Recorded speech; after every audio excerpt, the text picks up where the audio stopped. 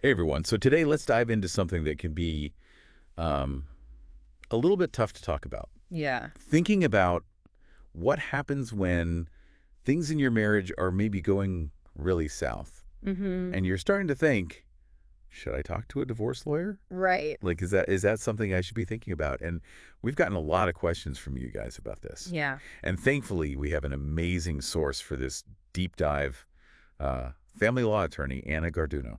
Great source. Yeah, she really breaks down a lot of stuff for us. It's funny how a lot of people think that even considering talking to a divorce lawyer, Yeah. it means you're like done. You're like headed to court. You're over.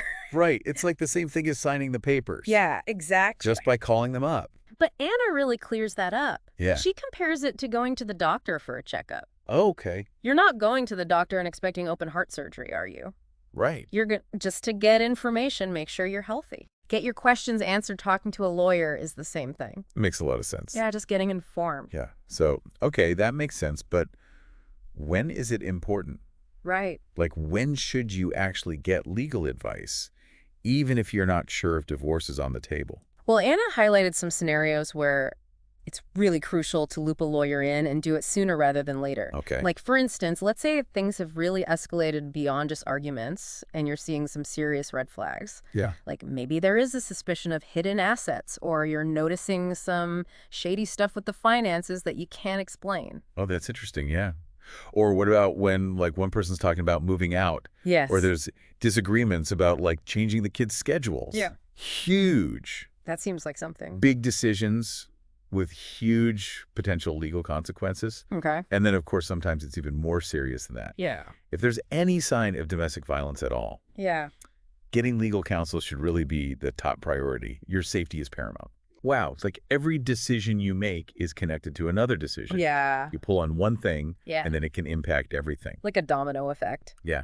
Yeah. And I remember this one case where I had a client come to me after they'd already moved out of the house. Oh. And they had agreed to this informal custody arrangement with their spouse. Okay. And they thought they were being amicable and keeping things simple. Right. But because they hadn't documented anything properly, they ended up with a custody order that was not in their best interest and not in their children's best interest. Oh, wow. If they had consulted with a lawyer early on, things could have been so different. So even seemingly simple things like moving out or separating finances, Huge. if they're not handled right, can have huge repercussions later on. Absolutely. That's exactly what Anna emphasizes. Timing is key. Yeah. Because decisions made early on, even seemingly small ones, can create a ripple effect that impacts the entire divorce process, from finances to custody arrangements. So it almost sounds like someone who's thinking, oh, it's too early for a lawyer. I haven't even decided what I want. Right. Is actually making a mistake. I'd say that's exactly when getting legal advice is most valuable. Yeah. Okay. It's not about rushing into anything. It's about understanding the playing field. Right. You know what I mean? Yeah. And a lawyer can help you set realistic expectations, avoid those costly mistakes we were just talking about, and most importantly, explore all of your options. Well, it's not just about like, okay, we're going to court, we're going to battle this out. Nope, not at all. There are other... So many possibilities. Okay. Legal separation, mediation, collaborative divorce, maybe even guided reconciliation, if that's something both parties are open to. Wait, hold on, back up for a sec. Okay. I think most people, myself included, don't really even know the difference between all those options. Sure. Can you break it down for us a little bit? Yeah, a lot of folks think divorce is just one thing, but there are actually different legal approaches you can take depending on your goals and circumstances. Okay. So let's start with legal separation. Okay. Think of this as like a trial run for divorce. Okay. It allows couples to live apart, sort out their finances, even address custody issues, all while still being legally married. It gives them time to figure things out without making that final decision.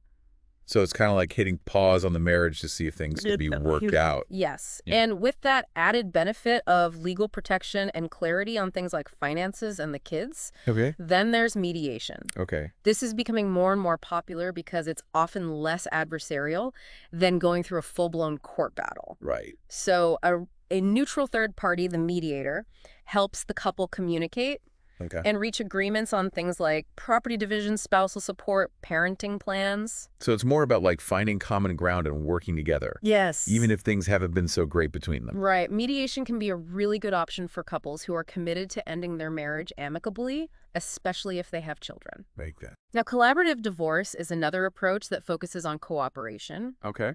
In this case, both spouses hire lawyers who are specifically trained in collaborative law. Oh, wow. And they all work together along with other professionals like financial advisors or child specialists Oh, interesting. to reach a settlement that works for everyone. So it's almost like you're building a team Yes. to help navigate this Instead of battling it out in court. Okay, got it. And it can be a lot less stressful and expensive than traditional litigation. That makes sense.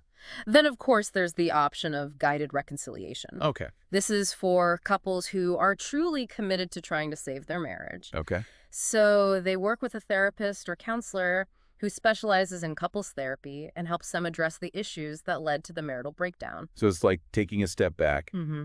and really addressing the root of the problem. Exactly. And, Anna pointed out that even if a couple ultimately decides to divorce, going through guided reconciliation can help them approach the process in a healthier, more constructive way. Interesting. Yeah. So it sounds like there are a lot more paths available Oh, yeah. than people even realize. For sure. But how does someone even begin to figure out which path is right for them? So that's where that early legal advice comes in. Right.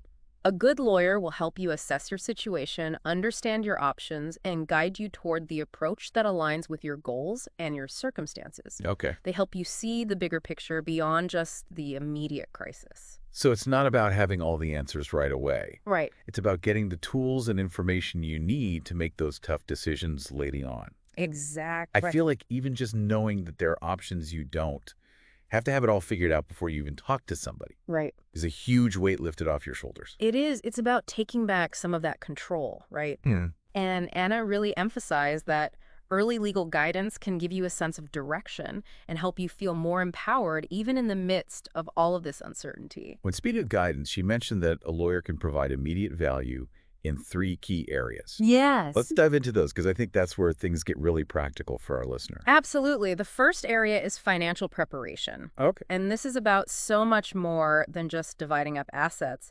It's about understanding the full financial picture of your marriage. Okay. A lawyer can help you identify potential risks, assess what a fair division would look like, and most importantly, make sure you're protected financially both during and after the divorce process. So it's not just about who gets the house, who gets the car. It's about things like retirement accounts, Absolutely. investments, debts, All of it, yeah. basically everything that's tied up when you've been married. You got it. And, sometimes people overlook crucial details like beneficiary designations on life insurance policies or retirement accounts. Oh, yeah. A lawyer can help you sort all of that out and make sure your interests are protected.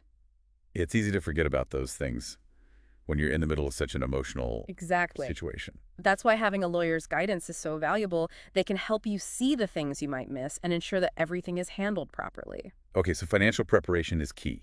Right. What's the second area where a lawyer can help? The second area is particularly important for those with children. It's custody guidance. Right. A lawyer can walk you through the often complex laws surrounding custody in your state and explain what you can realistically expect. Okay. They can also help you create parenting schedules that work for everyone involved, taking into account the children's needs and both parents' schedules. I imagine this can be one of the most emotionally charged aspects. Absolutely. And, a good lawyer will not only provide legal advice, but also offer emotional support and guidance during this difficult time. They understand that custody decisions have a profound impact on everyone involved. It's not just about winning or losing. It's about finding a solution that puts the children's Absolutely. well-being first. Exactly. And sometimes that might involve thinking outside the box and exploring creative custody arrangements that meet the unique needs of the family.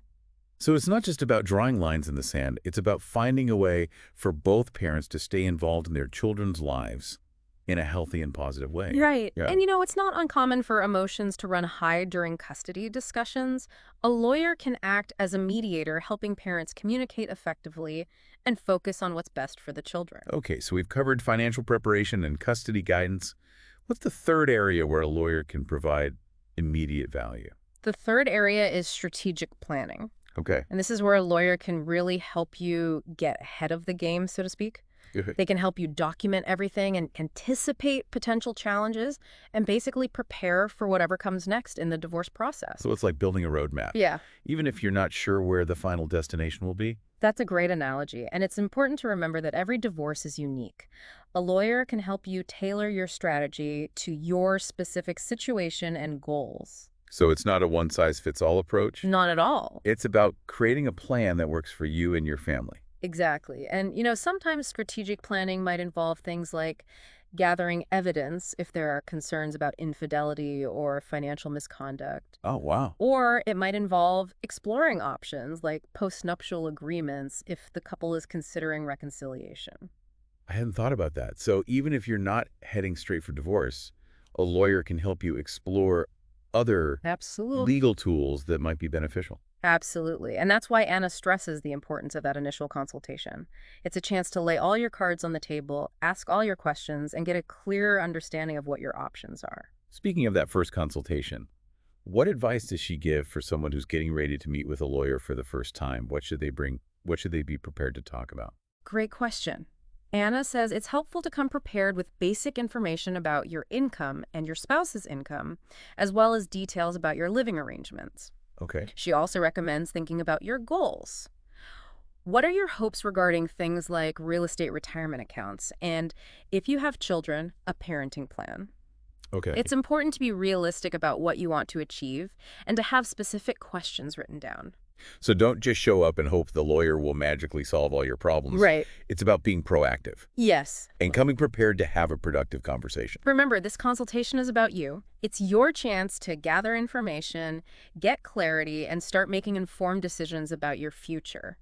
It really makes you think about all the other big decisions we make in life, Right. where we just kind of jump in Yeah. without enough information, Mm-hmm. like buying a house Yeah. or starting a business or even just planning for retirement. We wouldn't do any of that without getting advice from somebody. No, absolutely not. So why would we do that with Yeah. something as complex as a divorce? Exactly. And when it comes to something as complex and emotionally charged as a potential divorce, Well, getting that early legal guidance can really make all the difference. Yeah. It's about protecting your assets and your future.